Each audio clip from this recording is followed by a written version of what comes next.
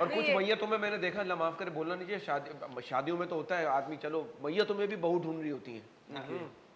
हाँ, इसकी हो गई कई बार। इसकी हो गई, अबे भाई मैयत है तुम लाश से लिपट के ऐसे रो रहे होते, लाश उठ के बोल रही होती भाई पहले तू मर ले आ।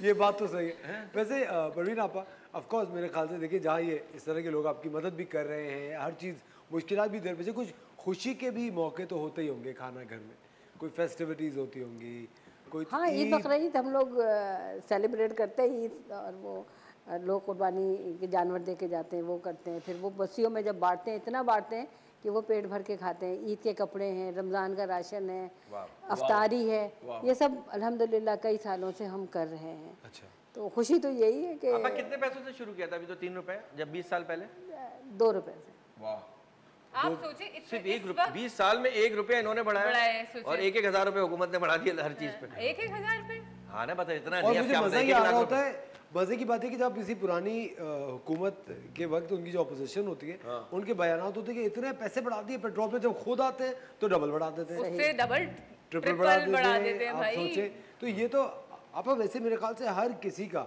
अमीर से अमीर आदमी का भी मेरे ख्याल से अब दायरा थोड़ा सा तंग हो चुका है। हो चुका नहीं, बहुत ज़्यादा हो चुका है। बहुत ज़्यादा हो चुका है। जो वाइट कॉलर हैं वो तो हैं ही नहीं ना, जो ग्रास रूट पर हैं वो बेचारे उठ नहीं पा रहे हैं।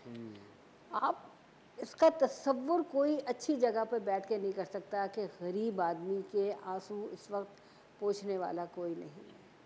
उसके घर में आटा नहीं, उसके घर बीमारियां हैं, उसके घर खाना नहीं, उसके घर दालें नहीं, उसके बच्चे पढ़ने जाते हैं, फीस नहीं दे सकते, किताबें नहीं खरीद सकते।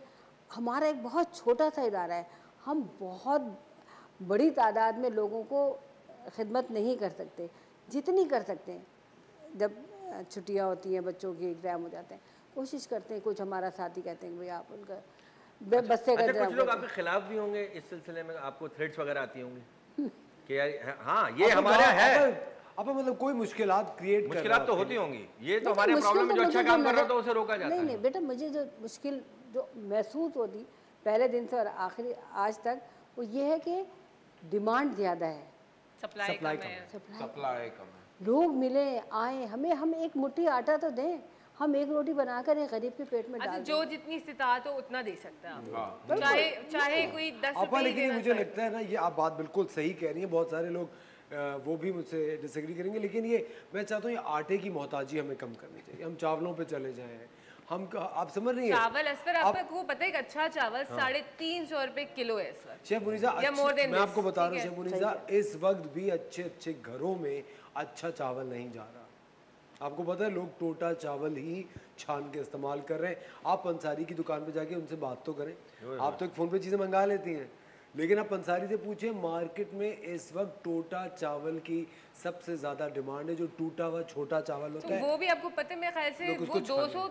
तक का होगा। 100 रुपए किलो है। 200 तो असफर आप नहीं, छोड़ ही 100 दें तो इस दौर में। ज़्यादा है इससे, 200 रुपए। 200 रुपए किलो है। आपके ख्याल से कितना होगा?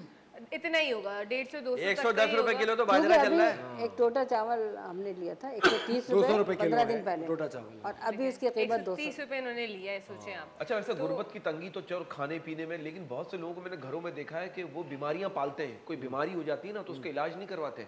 चलो यार मैं ये अगर इलाज करा लूंगी तो मेरी बेटी की शादी में, बच्ची की शादी में मैं लाले पड़ जाएंगे, तो बहुत से लोग बीमारियां पालते हैं। बिल्कुल।